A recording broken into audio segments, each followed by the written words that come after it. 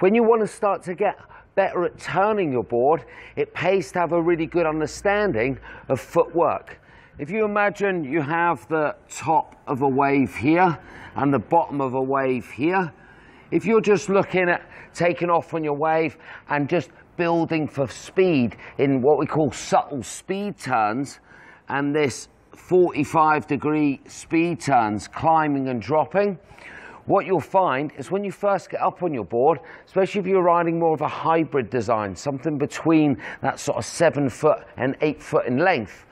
when you first get up on it, you'll find your feet are quite central to it. You'll find that your back foot isn't that close to the most pivotal part of the board, the back fin. But this is fine for when you're just looking at performing subtle turns and climbing and dropping and building speed. But the minute you want to, if we imagine we've got the top of a wave here and the bottom of a wave here, the minute you're looking at coming out of these speed turns and wanting to really come off the bottom, off the top like this, or if your wave's starting to break out into deeper water and you're looking at coming off the bottom and carving the board back in a figure of 8, what we call cutting back,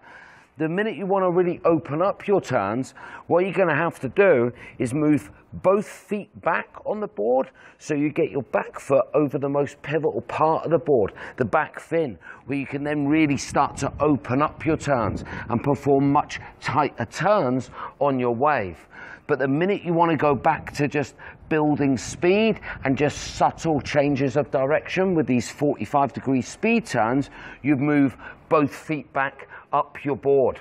Whereas if you're already riding a short board, you'll find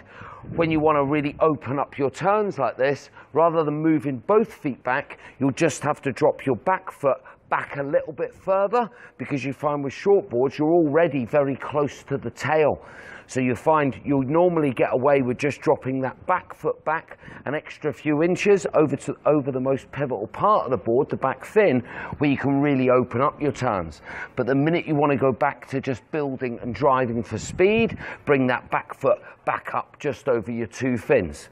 Whereas if you're riding more of a hybrid design, something in and around between 7 and 8 foot in length, you'll find when you first get up on the board, your feet should be more central to it, allowing you to perform nice speed turns very easily. But the minute you really want to open up your turns, if you don't move both your feet back, you'll find that you'll bog a rail, the rail will dig into the water, or you'll be able to perform these turns, but it will take you a very long time. The minute you want to really open up your turns, move both your feet back and get your back foot back over the most pivotal part of your board, your back fin. But it's having a good understanding of this footwork that can really help you develop your surfing. Hope that made sense.